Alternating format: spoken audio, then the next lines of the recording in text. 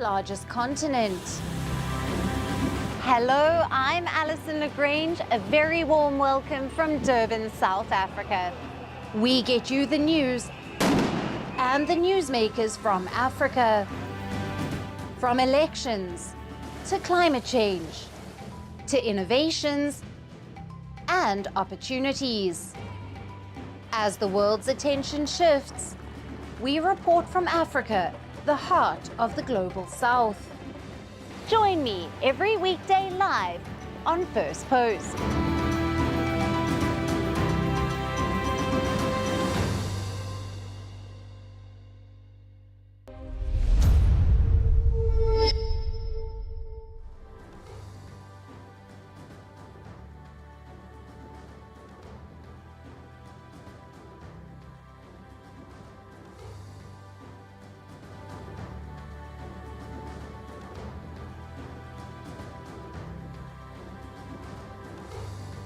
Hello and welcome to First Post Africa, where we get you the top stories from the continent and from across the world.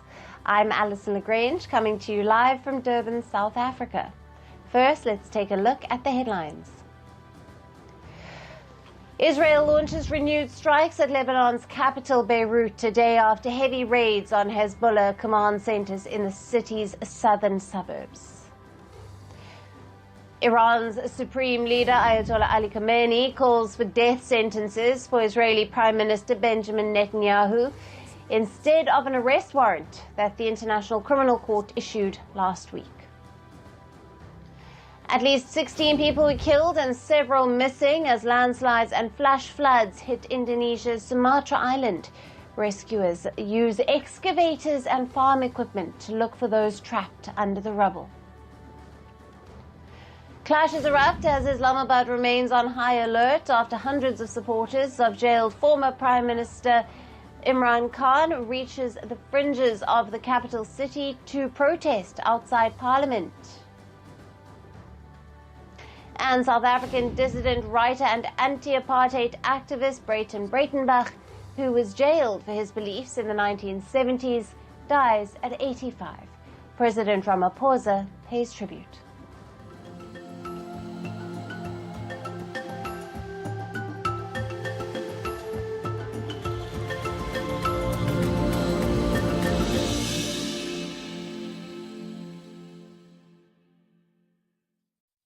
Hello and welcome. We start in Niger in West Africa. Tensions are once again escalating between the West and the junta-led Sahelian nation.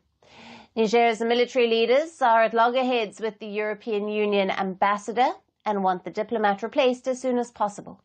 The military government led by General Abdourahamane Tchiani has accused the EU ambassador, Salvador Pinto de Franca, of mismanaging humanitarian aid in the country.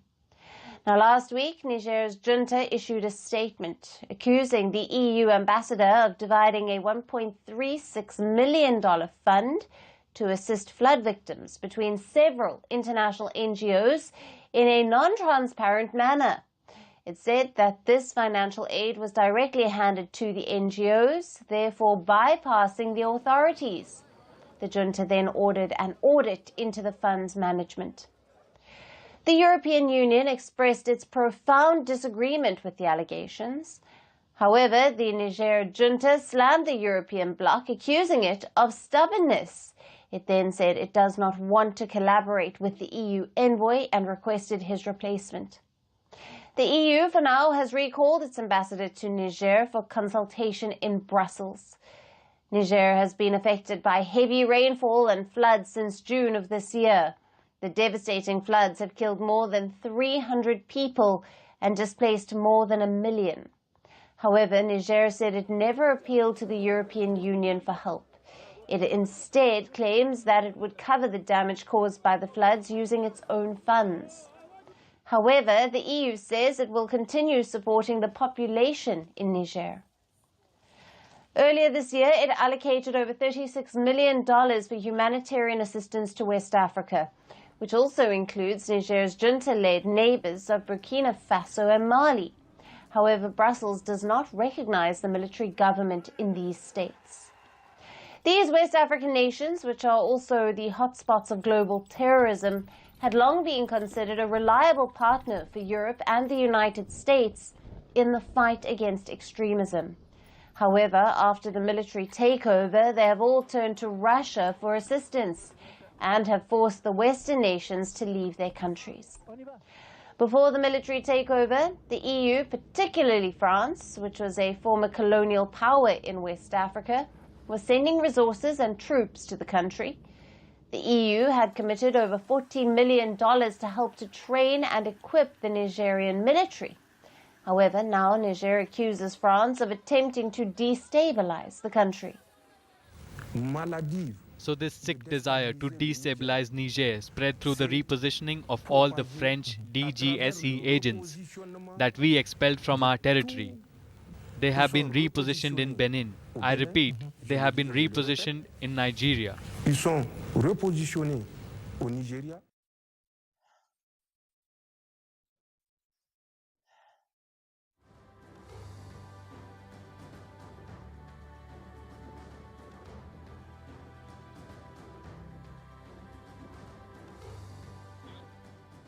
Now, France completed its withdrawal from Niger last year, with its last remaining troops departing the West African nation. In September this year, the US troops completed their withdrawal from Niger, while Germany officially withdrew its last soldiers from Niger in August. How will this latest face-off between Niger's junta and the European Union shape up? Will this further deteriorate ties between West Africa's military leaders and the West?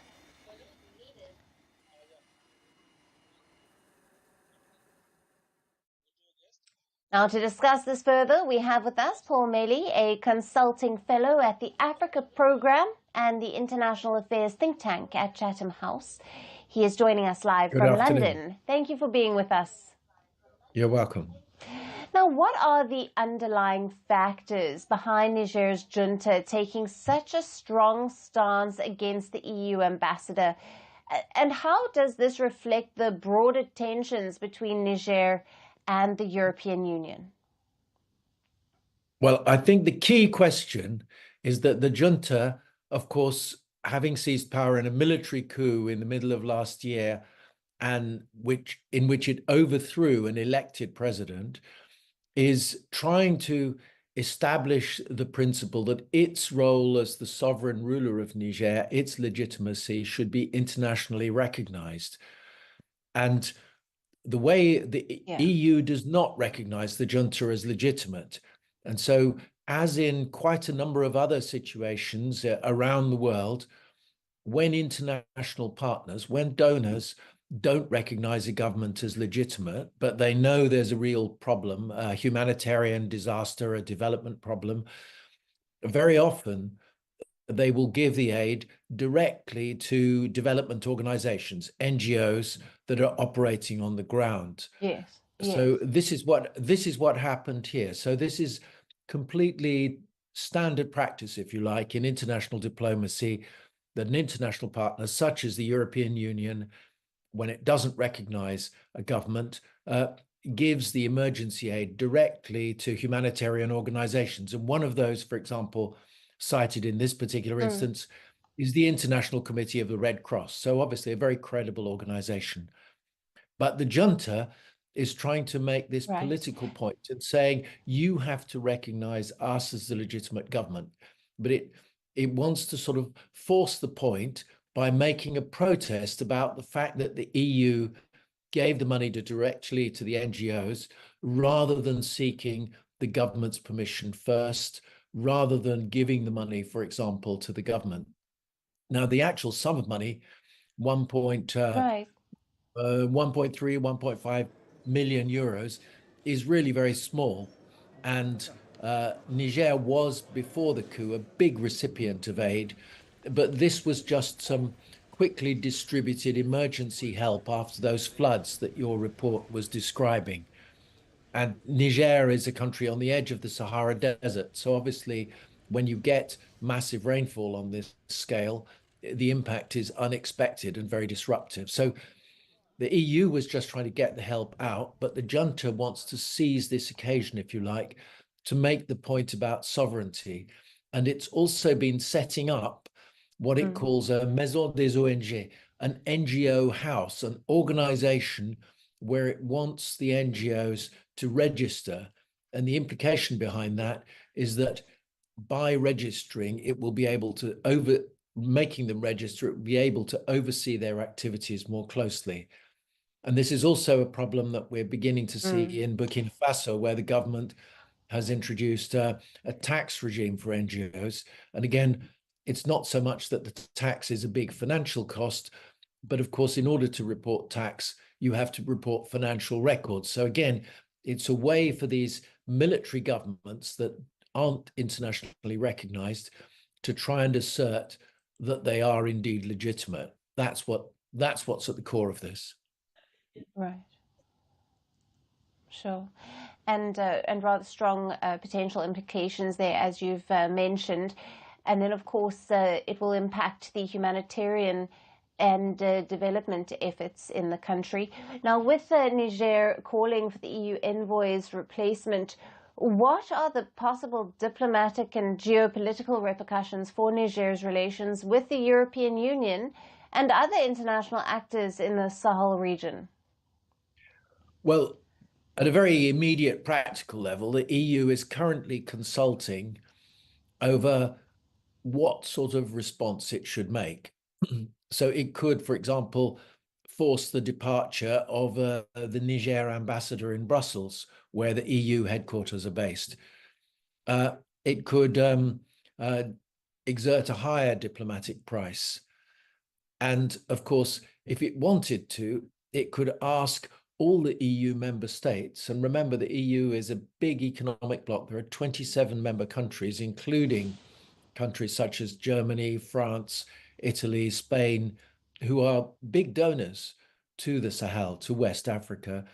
It could ask them to take steps, either diplomatic or development.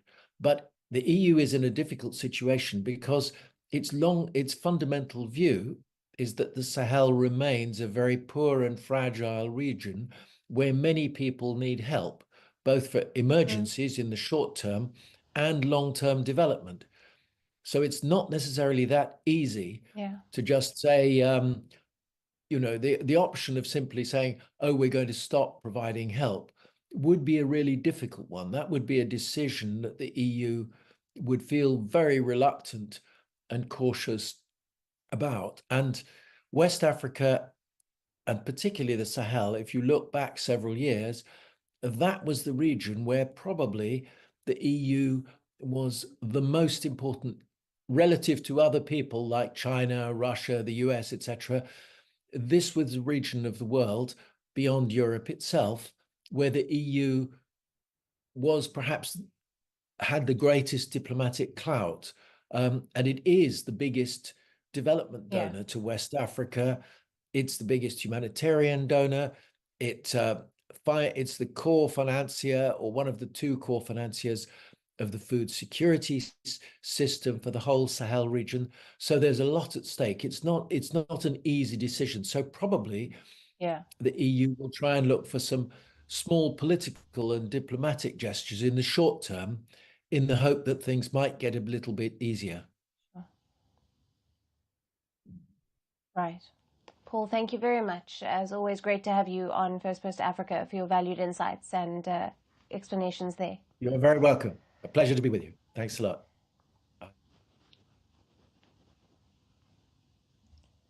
Now, the COP29 climate summit concluded last week, but a fierce face-off over the financing deal that about 200 countries agreed upon in Azerbaijan's Baku is intensifying. While some world leaders are lauding the painstaking negotiations undertaken to reach the deal, others are lambasting it. Now, African nations, along with several other developing countries, have heavily criticized the recently concluded COP29 climate conference in Azerbaijan.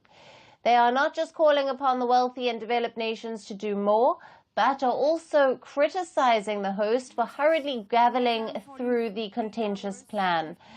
Now, several negotiators from developing countries, especially Africa and small island states, walked out of the talks on the climate deal, saying their interests were being ignored.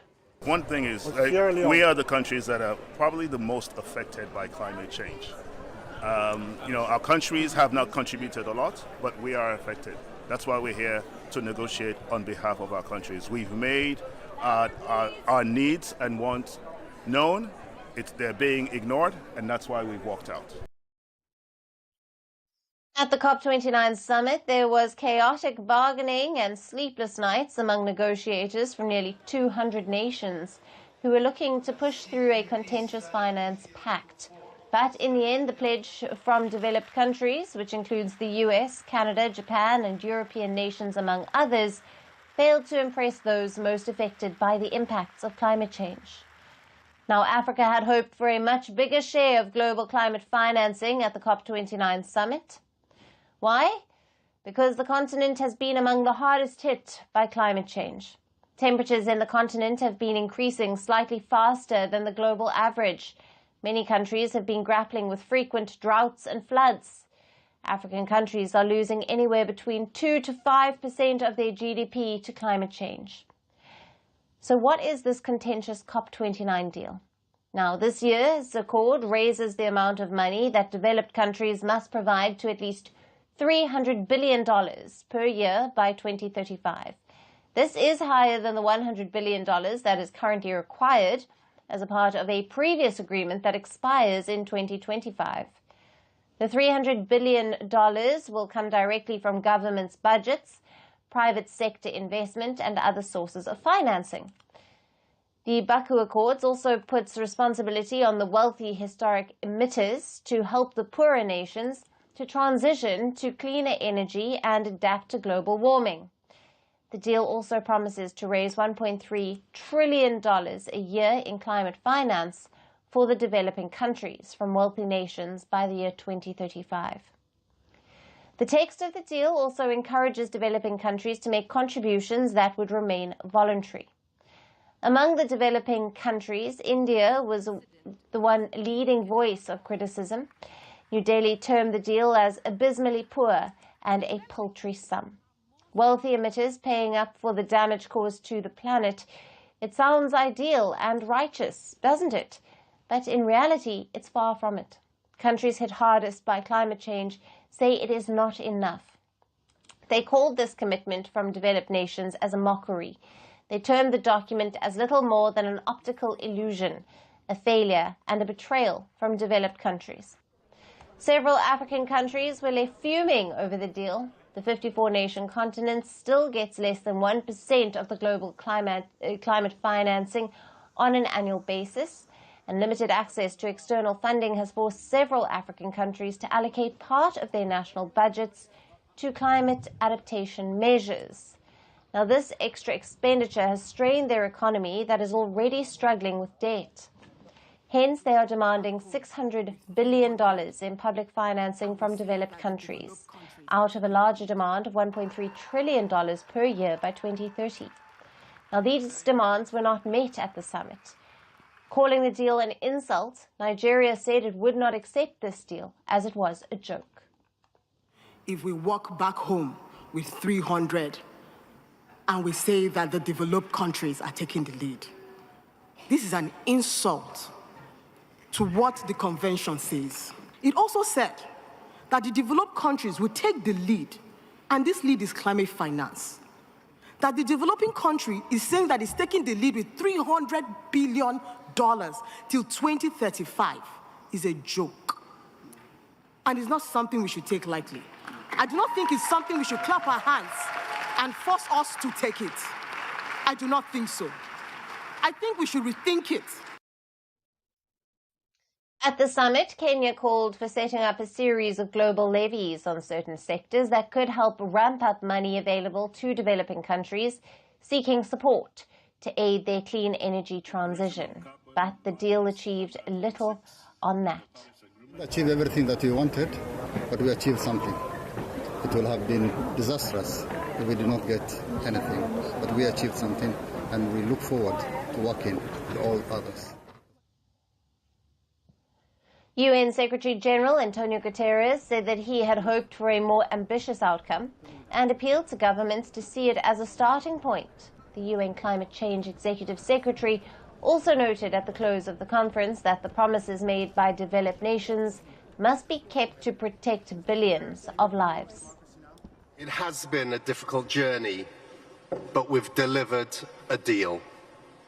This new finance goal is an insurance policy for humanity amid worsening climate impacts hitting every country. But like any insurance policy, it only works if premiums are paid in full and on time. But the half-hearted commitments by developed countries have left billions of people on the brink of a climate catastrophe in developing countries, which is bound to get worse if those promises are not met or increased in time.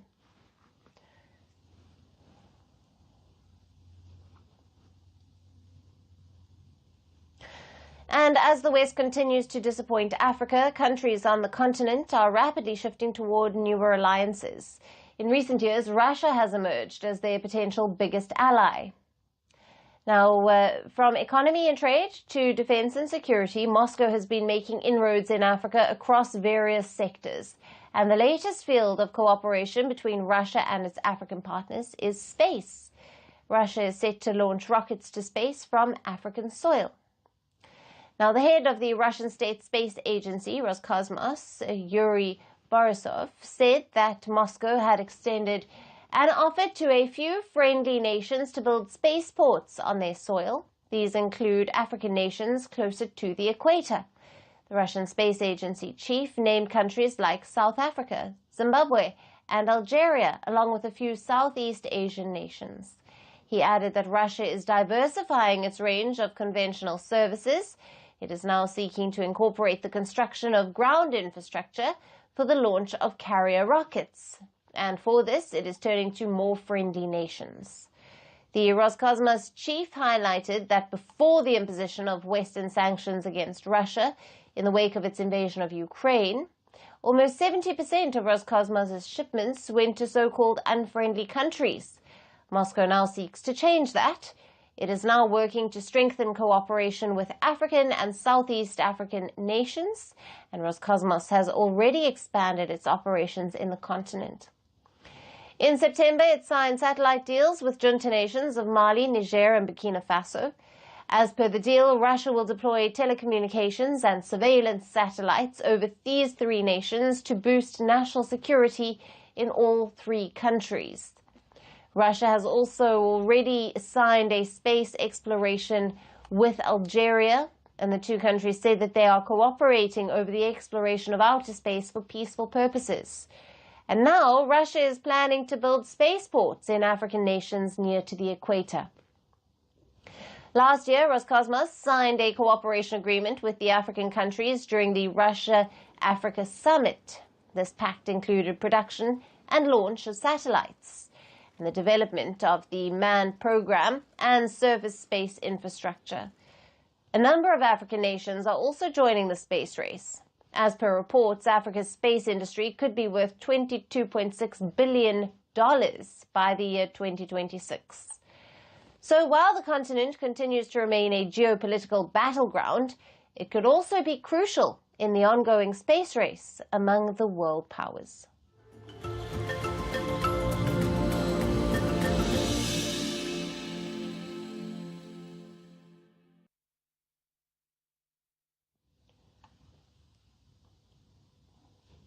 And finally, to our special segment, Resurgent Africa. Amid the coups and the crises, there are many positive stories from Africa that often get overlooked, but not on this show. Our next story is from Algeria, which is home to stunning Roman ruins, golden beaches, and towering mountains, and the hypnotic expanse of the Sahara Desert. Algeria has all the ingredients of a tourism powerhouse. Yet for decades, its potential has been overshadowed by political strife and a lack of investment. Now the country is on a mission to reclaim its place on the global tourism map, starting with a spectacular celebration of its most prized treasure, the Sahara. Here are all the details. When you think of an exotic getaway, Algeria might not be the first destination that pops into your mind. But that's exactly what the country is determined to change. Earlier this month, Algeria rolled out the red carpet of its Golden Sands to host the 6th edition of the International Saharan Tourism Festival in Oud Souf, a city perched at the edge of the sprawling Algerian desert. Over 400 participants, including tourism offices, hotels, travel agencies and artisans, gathered for the 4-day event aimed at showcasing Algeria's untapped potential as a tourism hotspot. Everyone was scaring us because it is Algeria, saying, "Pay attention," while people are living. We haven't been assaulted or anything. No, I was not afraid. We were welcomed. The infrastructure is good. The festival wasn't just about sandy landscapes and camel rides. It came alive with vibrant folkloric performances.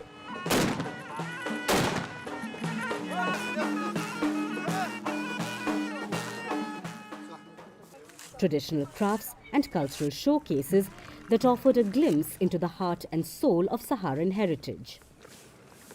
The strategy and the program that have been put in place by the government concerning the promotion of tourism, especially local tourism and incoming tourism. For this, we have put in place a certain number of facilities which aim to increase the flow of arrivals.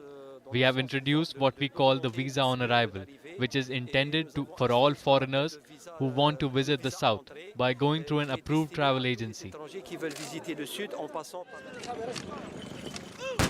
Algeria's vision is bold to shed its image as a tourism underdog and take its rightful place on the travel map alongside its more glamorous neighbors, Morocco and Tunisia. The country boasts an array of attractions, from ancient Roman ruins to Islamic architecture, Mediterranean beaches, rugged mountain ranges, and of course, the mesmerizing Sahara Desert.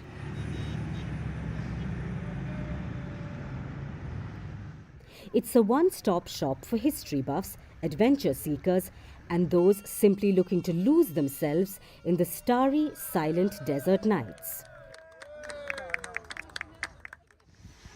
Algeria's journey to becoming a tourism powerhouse hasn't been all smooth sailing. A history of political strife in the 1990s and an over-reliance on oil and gas revenues left its tourism sector neglected. While security has significantly improved, the country still grapples with challenges such as an inflexible visa system, limited transport links, and outdated infrastructure. But the winds of change are blowing. Algeria is on a mission to turn its potential into reality. The government has approved approximately 2,000 tourism projects, 800 of which are currently under construction.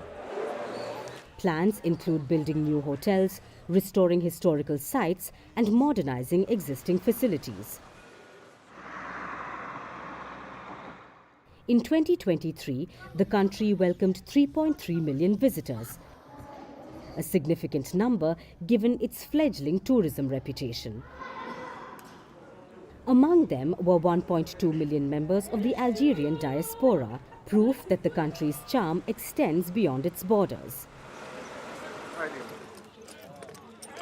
Algeria's International Saharan Tourism Festival is more than just a celebration of culture. It's a statement of intent. The country is leveraging its rich history, breathtaking landscapes, and the mystique of the Sahara to rewrite its narrative and attract globetrotters. And that's it on the show for today. We will see you again tomorrow at the same time. Thank you for watching, and goodbye.